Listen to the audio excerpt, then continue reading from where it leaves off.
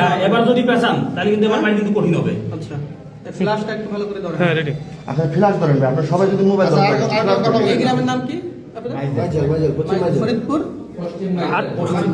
না, ফরিদপুর সদরপুর ভাঙ্গা, ফরিদপুর ভাঙ্গা মাইজেল গ্রাম। হয়েছে কথা বলা বন্ধ করেন, কেউ কথা বলবেন না। আমরা আসছি হচ্ছে ফরিদপুর মাইজেল ভাঙ্গা, না ভাঙ্গা মাইজেল গ্রাম, কালিয়া ইউনিয়ন। আচ্ছা আচ্ছা আচ্ছা। এখন এখানে আমরা এসে পেয়েছি একজন ইমাম সাহেব হচ্ছে এখানে নামাজ পড়াইতেছে এবং একই সাথে তিনি একজন খ্রিস্টান এবং এই এলাকার ভিতরে খ্রিস্টানদের দাওয়াতি কাজ করে। তো এই শবে বরাতের দিনও উনি নামাজ পড়াইছে, মোনাজাত করছে এবং ইনার পিছনে যারা নামাজ পড়ছে এদের নামাজ, খ্রিস্টানের পিছনে তো নামাজ হয় না সাধারণত। আচ্ছা, এরপরে হচ্ছে আর একজন হচ্ছে মোটামুটি জেলা দায়িত্বে আছেন, উনি হচ্ছে জেলা দায়িত্বে আছেন খ্রিস্টানদের এই ফরিদপুরের। আচ্ছা, এখন সর্বশেষ যে ইমাম সাহেবকে দাওয়াত দিছে ওই ইমাম সাহেবের মাধ্যমে আমরা জানতে পারছি যে তিনারা খ্রিস্টান। এখন যাকে দাওয়াত দিছে সরাসরি তার মুখ থেকে আপনারা একটু শুনেন যে তাকে কি বলে দাওয়াত দিয়েছিল এবং কেন আজকে তারা এসেছে বলেন। আসসালামু আলাইকুম ওয়া রাহমাতুল্লাহ। আমি শফিকুল ইসলাম, আমি বাবুনগর মাদ্রাসায় পড়ালেখা করছি, সাথে হাটাজারি মাদ্রাসায় উলুমুল হাদিস পড়াশোনা করছি 2 বছর। আমি এই এলাকায় নতুন ইমাম নিয়োগ হয়েছি, সেই সুবাদে ওনাদের সাথে আর কি আমাদের একজন মুসল্লি বিভিন্ন জনের সাথে পরিচয় করাই দিচ্ছিল। সেই বিভিন্ন জনের সাথে পরিচয়ের সুবাদেই ওনার সাথে আমার পরিচয়, ওই মুসল্লি ওনার সাথে আমার সাথে পরিচয় করাই দিচ্ছে। তো পরিচয়ের পর্যায়ে উনি আমাকে বলতেছে যে ভাই আসেন, আমরা তো একই শ্রেণীর মানুষ, দুজনই আলেম, তাহলে আমাদের পরিচয়টা আর একটু গভীর হোক। আমি বললাম কীভাবে গভীর হবে? এরপরে বলতেছে যে আমরা একটা কোম্পানির কাজ করি, ওই কোম্পানিতে চাইলে আপনি আমাদের সাথে কাজ করতে পারেন। আল্লাহর রহমতে চাইলে এখানে টাকা পয়সার আপনার কোনো অভাব হবে না। আপনি আপনাদের সাথে থাইকা আমেরিকা, লন্ডন, বড় বড় রাষ্ট্র আপনি সফর করতে পারবেন, ভ্রমণ করতে পারবেন, টাকা পয়সা নিয়ে চলবেন। আর মসজিদে ইমামতি করে কয় টাকা দেয় আর আমাদের? আমি বললাম যে কী কাজ এটা? বলতেছে দিনের দাওয়াত। ওই দিনের দাওয়াত কইরা টাকা পাওয়া যায়, এটা এমন কি দিনের দাওয়াত একটু বলেন আমাকে বিস্তারিত কইলা। উনি বলতেছে কয় সব নবীর কথাই তো কোরআন শরীফে আছে, আমরা শুধুমাত্র করি কি ঈসা নবীর দাওয়াতটা আমরা বেশি দিই, অন্য কোনো নবীর আমরা দাওয়াত দিই না, আর আমরা তাকেই মানি।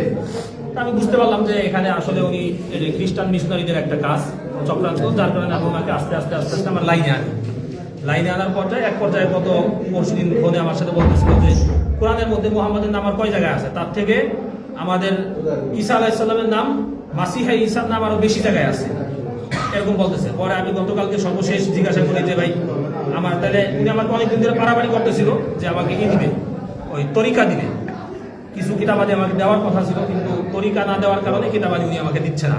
বলতেছিল তরিকা যদি আপনি নেন তাহলে আপনি কিতাবগুলি আমাদের থেকে নিতে পারবেন, এছাড়া তরিকা না দিলে আপনি আমাদের কোনো কিতাব পাবেন না।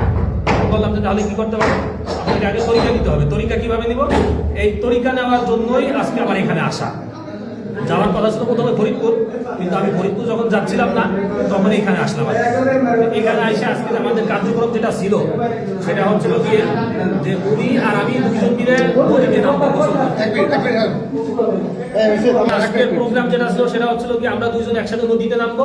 উনি আমার মাথার উপরে এভাবে হাত দিবে, হাত দিয়ে বলবে যে আপনি কি মাসিহা ঈসাকে একমাত্র মুক্তিদাতা হিসেবে মেনে নিলেন এবং এই ধর্মের উপর কি আপনি থাকার জন্য প্রস্তুত? আমি তখন বলবো যে হ্যাঁ। বলার পরে উনি আমার মাথা ধরে চাপ দিবে, আমি পানিতে ডুব দেবো, এরকম নাকি 3 বার করা হবে। এই বিষয়ে গতকাল আমার সাথে কথা হয় ফোনে, এই ফোন রেকর্ডটাও আমার কাছে আছে, চাইলে আপনারা কেউ ডকুমেন্টস হিসেবে এটা শুনতেও পারেন। এই হিসাবে আজকে আমার এখানে আসা। তা ওনাদের গত 1 তারিখে ঢাকায় একটা প্রোগ্রাম হওয়ার কথা ছিল, হয়েছেও সেটা। আমাকে উনি যেটা বলছে যে এখানে নাকি শত শত আলেম নাকি থাকে উপস্থিত, যারা বাংলাদেশের বিভিন্ন প্রান্তে মসজিদ মাদ্রাসার খেদমতে আছে। আমার সাথে ওনার সাথে ভিডিওতে কথা হয়েছে, ওইখানে উনি আমাকে পরিচয় করা দিচ্ছে একজন আলেম যে সে নাকি মিশর আল আজহার বিশ্ববিদ্যালয় থেকে নাকি পড়ালেখা করে আসছে। তাই উনি আমাকে যখন পরিচয় করা যায় তখন উনি এখান থেকে বলতেছে কাইফা হাল, আমিও এদিক থেকে বললাম যে কাইফা হাল ইয়া আখি আলহামদুলিল্লাহ ইবি খায়র, এরকম বললাম। এরপরে দেখুন উনি আমার বাংলা বলতেছে। তাই বুঝলাম যে উনি মিশর থেকে পড়ালেখা করে যদিও আসে নাকি সত্য না মিথ্যা আল্লাহ জানে, তবে উনি আর কি আরবি কিছু পারে। এইভাবে করে আর কি কথাগুলো বিষয়গুলো আগাচ্ছিল। পরে আমি আমাদের ভাইদের সাথে, আমাদের মোনাওয়ার ভাই, তারপর ওই পাশে যে একটা মোনাওয়ার ভাই মাদ্রাসা আছে, মাদ্রাসার শিক্ষক উস্তাদ সবার সাথে আমি পরামর্শ করি বিষয়টা নিয়ে যে ভাই কিভাবে কি করা যায়, কোনটা আমাকে বাকি দিক নির্দেশনা দেয় যে আপনি এইভাবে করে আগান, তাহলে আশা করা যায় আমরা আমাদের বড় একটা গ্রুপকে ইমানের হেফাজত করতে পারবো। এই হচ্ছে আমাদের আজকের বিষয়। তো বাদ বাকি কথা তাই আশা করি স্বীকার করতে হবে এই জন্যই কারণ সকল প্রকারের ডকুমেন্টস আমাদের কাছে অলরেডি আছে। আমার কাছে আছে। এই যে কিতাবগুলি দেখতেছেন, এই কিতাবগুলো উনি আমাকে আগে অনেকবার বলছে যে কিতাবগুলো ওনার কাছে আছে, কিন্তু দিবে না কেন? তরিকা না নিলে নাকি কিতাব দিতে পারবে না। এই জন্য গতকাল আমি আসছিলাম ওনার মসজিদে, আইসা আমি মসজিদ থেকে ওনার কিতাবগুলো উনি আমাকে দেখায় নাই, কিন্তু আমি সিস্টেম করে আমি দেখছি কিতাবগুলো, আমি দেখে গেছি। এই কিতাব আর তরিকা এই দুটো নেওয়ার জন্য আজকে মূলত এখানে আসা। তো আমি আপনাদের কাছে আবেদন করবো যে টাকা, হ্যাঁ কিছু টাকাও দেওয়ার কথা ছিল। আমার সাথে ওনাদের একজন আছে, আলেম আছে, যে কুমিল্লা আছে, মুফতি আকিদুল ইসলাম, কুমিল্লা দাউদকান্দিতে আছে, একটা মসজিদের ইমামতি করে, সাথে একটা দাখিল মাদ্রাসা উনি শিক্ষকতা করে। তো ওনার সাথেও আমার সাথে গতকালকে কথা হয়েছে প্রায় 20 মিনিট এই হোয়াটসঅ্যাপে। এটাও আমার কাছে কল রেকর্ড আছে। উনি আমাকে আগে বলছিল গোপালগঞ্জ, কিন্তু উনি তো মাত্র স্বীকার গেল যে আকিদুলের বাড়ি নাকি বাগেরহাট, এরকম আমাকে বলছিল গোপালগঞ্জ, কিন্তু মাইক দেওয়ার ভয়ে হয়তো উনি ই করছে, এখন হয়তো সত্যটা বলতেছে, তাহলে আগে সত্যটা বলছে, এটা বলছে। তাই আকিদুল নাকি এই মাসে 10 জন মুসলমানকে খ্রিস্টান করে ওইখানে নিয়ে আসছে। উনি বলছে এটা আমাকে, যে আকিদুল একজন ইমাম সাহেব, সে 10 জন খ্রিস্টানকে নাকি মুসলমান যারা খ্রিস্টান হয়েছে গত এই 1 তারিখের সেমিনারে উনি নিয়ে আসছে। সেমিনারে আমার যাওয়ার কথা ছিল, কিভাবে যাইতে হবে, কিভাবে সবাই থেকে ইমাম, হ্যাঁ সেও একজন দাউদকান্দি একজন ইমাম বানাইছে, তারা ইমাম কিনা এই ব্যাপারে আমি এটা জিজ্ঞাসা করিনি। এটা কি বলেন, তারা কি বলে? বাকি সবাই ইমাম। আচ্ছা আচ্ছা, এখন হলো এই ভদ্রলোক হলো খ্রিস্টান হয়েছে, এবং ইনি শুধু খ্রিস্টান না, ইনার তো আসলে এক পা অলরেডি কবরে চলেই গেছে। তো ইনি এখন এই গ্রামে দাওয়াতি কাজ করে, এই মসজিদের ইমাম সাহেব, এবং এই অঞ্চলে উনি খ্রিস্টানদের দাওয়াতি কাজ করেন। এখন আপনার নাম হলো কি? আপনার নামটা বলেন। হাবিবুল্লাহ বাহারি। একটু জোরে বললেন। আচ্ছা, প্রথমে পরিচয় দিয়েছিলেন কি? মাওলানা মুফতি হাবিবুল্লাহ বাহারি। পরিচয় উনি প্রথমে দিছে, ওনার নাম হচ্ছে মাওলানা মুফতি হাবিবুল্লাহ বাহারি। এরপরে বলছে উনি ফাজিল শেষ করছে কোনিয়ালিয়া থেকে দিগনগর থেকে ফাজিল শেষ করছে, আবার মাওলানা মুফতি শেষ করছে। পরবর্তীতে কিছু সময় পরে আবার স্বীকার করছে না মাওলানা মুফতি হয় নাই। তারপরে এই মাওলানা মুফতির টাইটেল পরিচয় ব্যবহার করে সাধারণ মুসলমানদেরকে ধোঁকা দিচ্ছে যে আমি একজন মাওলানা মুফতি সাহেব, যদি খ্রিস্টান হই তোমাদের খ্রিস্টান হতে সমস্যা কি, বা ইসাই তরিকা গ্রহণ করতে সমস্যা কি? আচ্ছা, তো এখন আপনার গ্রামের বাড়ি হলো কোথায়? মানিহার গ্রাম, থানা জেলা গোপালগঞ্জ, থানা গোপালগঞ্জ, মানিহার গ্রাম। আচ্ছা, আপনার ছেলে সন্তান কয়জন? আচ্ছা, আপনি এ পর্যন্ত দাওয়াত দিয়ে আকিদুল্লাহ খ্রিস্টান বানাইছেন? আচ্ছা, শুধু আকিদুল রে, আর তারপরে আর কাউকে দাওয়াত দিয়েছেন? আর এনাকে দাওয়াত দিয়েছেন? কিন্তু আপনি আমাকে বলছেন যে আপনার দেশের অধীনে অলরেডি 5 জন খ্রিস্টান আছে, ওনার অধীনে আরো 5 জন খ্রিস্টান আছে। উনি বলছে, এই রেকর্ড আছে আমাদের কাছে, কিন্তু উনি মিথ্যা কথা বলছে, স্বীকার যাচ্ছে। উনি বলছেন মিথ্যা কথা। তো উনার এই কথাগুলো আমাদের বের করতে অনেক কষ্ট হয়েছে, জানি না আরো কি পরিমাণ মিথ্যা কথা বা কি পরিমাণ রহস্য ওনার ভিতরে রয়ে গিয়েছে। এরপর আছে ইনি হচ্ছে ইনার গুরু, এবং ইনি হচ্ছে ফরিদপুর জেলার দায়িত্বশীল হচ্ছে এই ভদ্রলোক। এখন এই উপর দিক ক্যামেরার দিকে তাকান। আচ্ছা, আপনার নাম হচ্ছে কি? মাওলানা মুফতি সরোয়ার। জোরে বলেন। জোরে বলেন। মাওলানা মুফতি সরোয়ার। আচ্ছা, মাওলানা মুফতি সরোয়ার, আপনার গ্রাম? আমার গ্রাম বাঁশবাড়িয়া, জন্দনিয়া, টুঙ্গিপাড়া থানা। দুইজনই গোপালগঞ্জের মানুষ। আচ্ছা আচ্ছা, এখন আপনারা দুজনেই হচ্ছে এখন রাইট নাও খ্রিস্টান, তাই তো? আচ্ছা, আপনি হচ্ছেন একজন বক্তা একই সাথে, তাই না? আপনি বলছিলেন উনি মোটামুটি অত্র অঞ্চলের মোটামুটি একজন জনপ্রিয় বক্তা, এবং একই সাথে খ্রিস্টান ধর্ম প্রচারক। এবং ওনার কাছ থেকে কতজন এবং এই জিনিসটা কি বলছিল আপনাকে? আচ্ছা, উনি দাওয়াত দিয়েছিল। আচ্ছা, আমি জিজ্ঞাসা করছি যে আপনি কতদিন ধরে এখানে আসছেন, এই ধর্মে দীক্ষিত হয়েছেন? উনি বলছেন যে 1 বছর। 1 বছর। তা আমি জিজ্ঞাসা করছি আপনি কার থেকে হয়েছেন? আমি হয়েছি সরোয়ার থেকে। আমি বলছি 1 বছর আসছি এখানে। আচ্ছা, আপনি হয়েছেন সরোয়ার থেকে? আপনি এরকম বলছেন, আর আপনি সরোয়ার থেকে। এক মিনিট, ওদিকে চলে আসুন।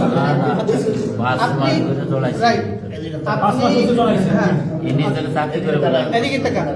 আপনাকে খ্রিস্টান বানাইছে কে? এক কথায় উত্তর দিবেন। আকিদুল বানাইছে। আর আপনি তো আকিদুলকে খ্রিস্টান বানাইছেন, আপনি স্বীকার করেন তো? তাহলে আপনি তো এক কথায় 4 রকমের কথা বলতেছেন। আপনারা সরাসরি খ্রিস্টান কে বানাইছে আপনি বলছেন প্রথম ইনার কথা, ইনি হচ্ছে এদিকের প্রধান। আমি সত্যি কথা বলি। আপনি না আপনাকে খ্রিস্টানের দাওয়াত দিছে উনি, স্ট্রেট ফরওয়ার্ড কথা বলবেন। উনি দেশে চুপ, আর কোনো কথা হবে না। উনি আপনাকে দিছে, তাহলে আপনি বলছেন যে এই পর্যন্ত আপনি কাউকে দাওয়াত দেন নাই। এক, তারপরে হলো যে আপনি হচ্ছে নিজে খ্রিস্টান হয়েছেন, এরপরে আপনি বলছেন, আপনারা ভয়েসে বলছেন যে উনি মানে মানে অনেক টাকা পায়, হ্যাঁ, যার কারণে ওই টাকা নিয়ে উনি ফ্ল্যাট নিয়ে ঢাকায় থাকে। একজন ইমাম সাহেবের পক্ষে তো ঢাকায় ফ্ল্যাট নিয়ে 2-3টা ফ্ল্যাট নিয়ে থাকা কি সম্ভব? বলেন। তার মানে উনার মাধ্যমে হাজার হাজার মানুষ খ্রিস্টান হওয়া সম্ভব, কারণ উনি একটা কমিউনিটির লিডার, এই যে ইনি, এবং উনার টাইটেল হলো উনি মাওলানা মুফতি। এগুলো হলো প্রতারণা।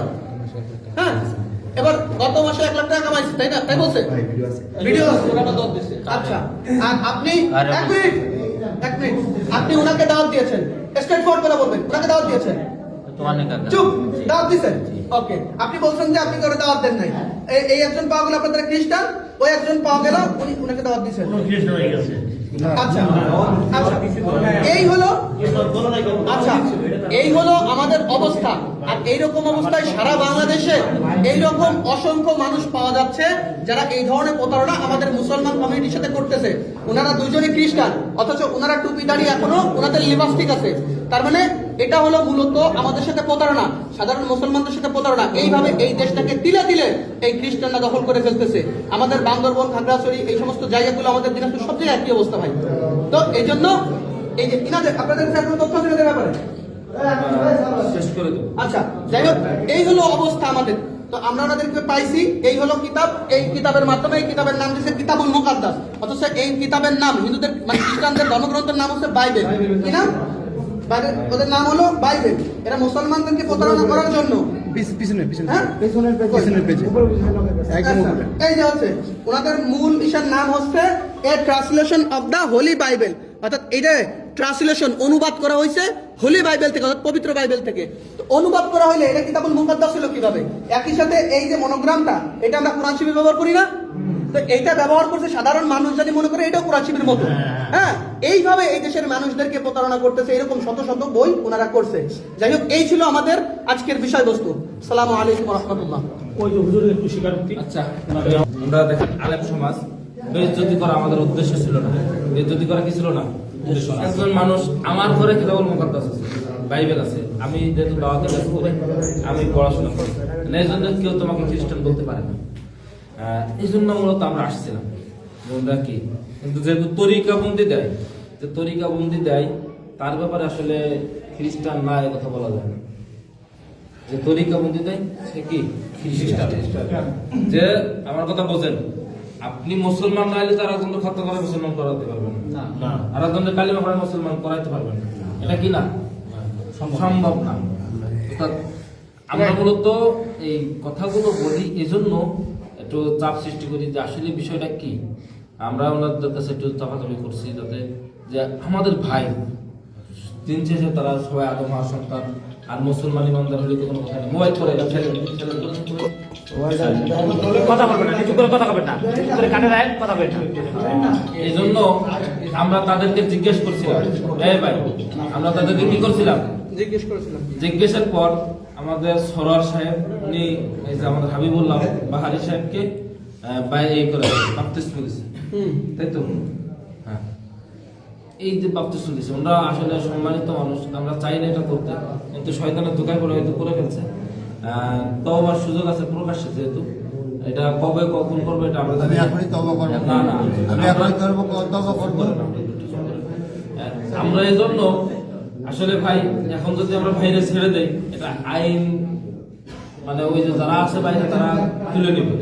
এই জন্য আমরা চাচ্ছি এটা আমাদের ভাই হজর, যেহেতু তারা প্রমাণিত হয়ে গেছে যে তারা কি করছে, মুসলমানদের ভেজ ধরে খ্রিস্টান ধর্ম প্রচার করছে, এটা দেশের আইন অনুযায়ী দণ্ডনীয় অপরাধ, এক ধর্মের পোশাক করে অন্য ধর্ম প্রচার করা, ঠিক আছে?